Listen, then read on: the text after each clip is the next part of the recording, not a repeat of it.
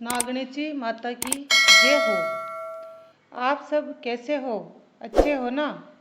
अच्छे ही रहना और अपना ख्याल रखना। तो हम आज राठौड़ कुल वंश की कुल देवी माँ नागणेची की कहानी बताने जा रहे हैं। तो ज़रूर सुनना और हमारे चैनल को सब्सक्राइब ज़रूर करना। राव दुगड़ जी बचपन में अपने ननिहाल गए थे और उन्होंने अपने मामा का बहुत बड़ा पेड़ देखा। पेड़ जैसे ही देखा, राव दुगड़ जी की हंसी छूट गई, क्योंकि उस टाइम वो बच्चे ही थे। तो वो हंसने लगे ज़ोर ज़ोर से।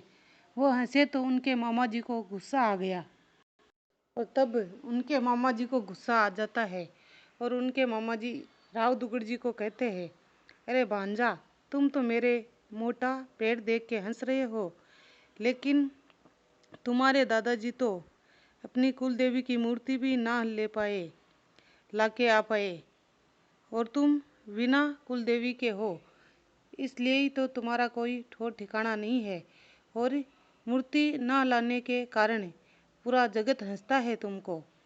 तुम मुझे क्या हंस रहे हो? दुगड़ जी बच्चे ही थे, लेकिन मामा जी की बात सुन के उनके दिल पे लगी। तो दुगड़ जी ने मन ही मन निश्चय कर लिया कि माँ नागनेचा की मूर्ति मैं लेके आऊँगा। वहाँ से दुगड़ जी को भी क्रोध आया और वो क्रोधित होके अपने गांव खेड़ा आ गए। लेकिन दुगड़ जी बच्चे ही थे, उनको उस टाइम ये पता नहीं था कि हमारी कुलदेवी कौन है और उनकी मूर्ति कहाँ से लानी पड़ेगी। उनको कुछ भी पता नहीं था। और दुगड़ जी ने अपने पिताजी को कहा कि हम हमारी कुलदेवी लेके आएंगे, कुलदेवी की मूर्ति लेके आएंगे।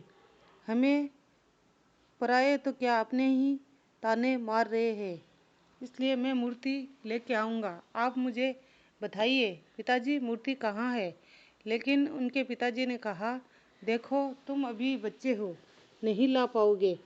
फिर कुछ समय बाद में दुगड़ जी बड़े हो जाते हैं, तब वो राजा बन जाते हैं।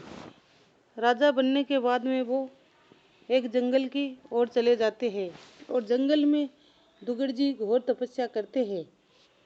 दुगड़ जी ने खूब तपस्या की, तब माँ चक्रेसी प्रकट हुई और प्रकट होके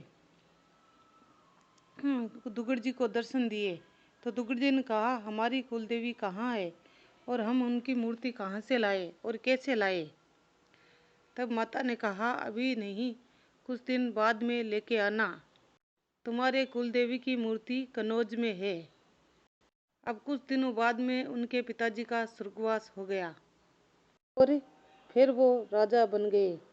दुगड़ जी ने अपने राजपुरोहित पिताजी को अपने साथ ले जाकर और कन्नौज की तरफ रवाना हो गए। वहाँ उन्हें एक लुंग ऋषि मिले। ऋषि मिलने से ईश्वरी माता के दर्शन करवाए और कहा, यही आपकी कुल की देवी है।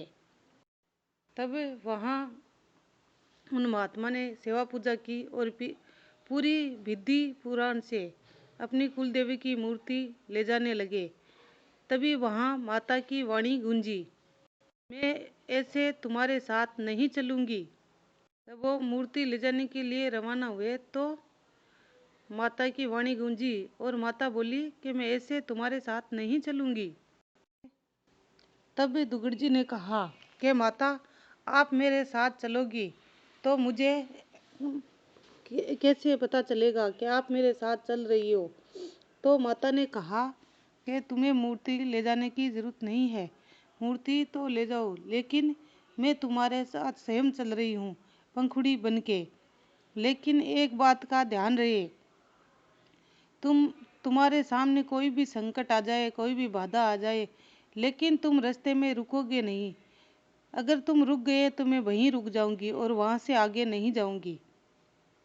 और दुगड़ जी को चलते चलते नागाना गांव में पहाड़ पर चढ़े, तब उनको थकान आ गई और दुगड़ जी ने एक नीम के पेड़ के नीचे विश्राम करा। विश्राम किया तो माता वहीं नीम के पेड़ पर बैठ गई। तब दुगड़ जी को नींद आ गई और पंखनी नीम के ऊपर बैठ गई। तब नींद पूरी होने के बाद में दुगड़ जी उठे हड़बड़ा के और उन्हें याद आई तो वो आगे चलने के लिए तैयार हुए। जैसे ही तब माता ने कहा, देखो पुत्र, मैंने तुम्हें पहले ही कहा था रुकना मत। तुम जहाँ रुकोगे मैं वहीं रुक जाऊंगी और उससे आगे नहीं जाऊंगी, इसलिए मैं अब इसी पहाड़ पर रहूंगी। तो माता ने नागाना गांव में उस डूंगर पर ही रह गई। तब माता ने कहा, देखो पुत्र दुगड़, मैं तुम्हारे साथ अब आगे नहीं जा सकती और कल सुबह पहर को मैं मूर्ति के रूप में ही प्रकट होऊंगी, लेकिन तुम जितना घोड़ा अपना दौड़ा सको उतना दौड़ाना, क्योंकि वो ही मेरा औरन बनेगा और मैं तुम्हारे कुल की रक्षा करूंगी। लेकिन जब मेरी मूर्ति प्रकट हो और वहाँ गाय चराने वाला गवालिया, उसको बोल देना कि गाय जिधर भी जाती है मैं ला दूंगा, लेकिन तुम हाका मत करना। अगर वो बीच में आवाज़ कर गया तो मेरी मूर्ति निकलते निकलते रुक जाएगी। तब दुगड़ जी ने अपना घोड़ा चारों दिशाओं में दौड़ाया और ग्वालियों को बोला कि तुम्हारी गाय जिधर भी जाती है जाने देना, लेकिन तुम आवाज़ मत लगाना। तुम्हारी गाय मैं सवेरे ला के दूंगा। तब वहाँ नागाना गांव में बिजलियां कड़कने लगी और गर्जना होने लगी और अंधेरा सा छा गया था। तब माता की उस गरजराहट से और खड़खड़ाहट से जब माता की मूर्ति पर्वत से निकल रही थी, तब सारी गायें डरती इधर उधर भागने लगी और तब माँ प्रकट हो रही थी। लेकिन गवालियों जैसे ही गायें इधर उधर दौड़ने लगी तो गवालियों को रोज की आदत थी, उसने आवाज़ लगाई दी। तब माँ की आधी मूर्ति ही निकल पाई थी और आधी मूर्ति रुक गई। दुगड़ जी ने होनी को नमस्कार किया और माता का मंदिर नागाना गांव में ही बनवाया। दुगड़ राव ने अपना माता का कुलदेवी का मंदिर नागाना गांव में ही बनवाया और वहीं सेवा पूजा की और आज वहाँ सारे यात्री आते हैं और माता को नमस्कार करते हैं। माता को लापसी खाजा का भोग लगता है और इसीलिए वो मारवाड़ में राठौड़ वंश की कुलदेवी कहलाती है। जय माँ नागनेचा, जय माँ नागनेचा। आपको ये कहानी अच्छी लगी तो लाइक सब्सक्राइब कमेंट ज़रूर करना। आपके लिए फिर एक अच्छी सी कहानी लेके आऊँगी। तब तक अपना ख्याल रखना। कमेंट में जय नागनेची माता कहना मत भूलना।